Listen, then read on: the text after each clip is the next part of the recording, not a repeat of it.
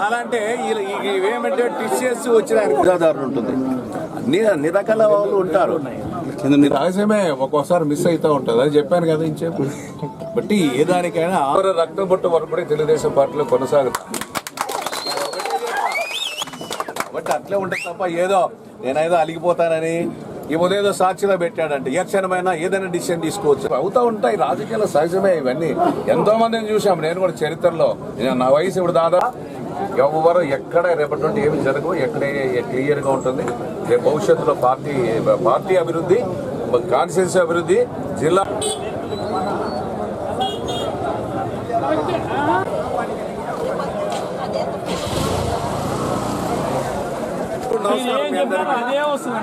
అలాంటే ఇవేమంటే TCS వచ్చినాయి అనుకోండి, అది బాగుంటుంది. వాయిస్ అందరికీ అదే చెప్పేది, ఏదో రాకుండా నేను అలగిపోయేది కానీ ఇట్లాంటివి ఏంటివి లేవు.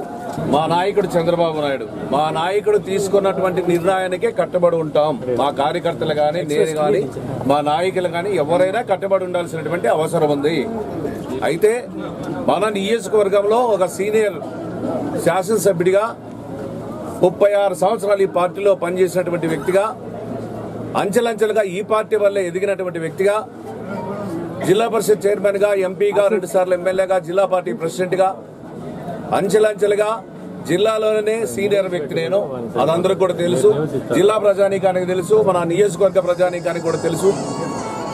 అయితే పదవులు ఆశించడంలో తప్పులేదు, మంత్రివర్గంలో కూడా చోటు ఉండాలనే దాంట్లో కూడా ఆశించడంలో కూడా తప్పులేదు. గతంలో కూడా ఆశించాం, అదేవిధంగా ఈసారి కూడా ఆశించాం, వస్తుందని భావించాం.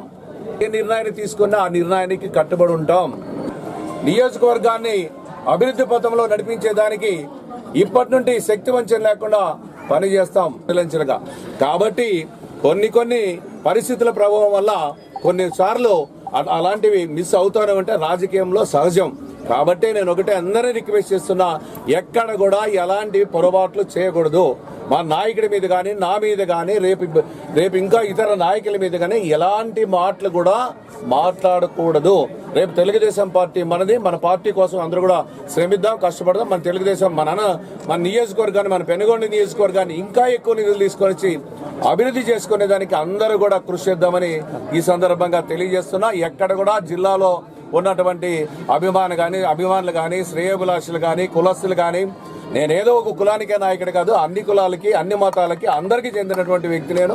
కాబట్టి దయచేసి ఎవరు కూడా ఎలాంటి అవాంఛనీయ సంఘటనలకి కారకులు కావద్దండి. మన పార్టీని ఎక్కడ కూడా బజార్లోకి వేయొద్దండి. దయచేసి రేపు భవిష్యత్తులో ఆ పొరపాట్లు జరిగితే అది మన మీద నెగిటివ్ అవుతుంది తప్ప మరి పాజిటివ్ కాదు.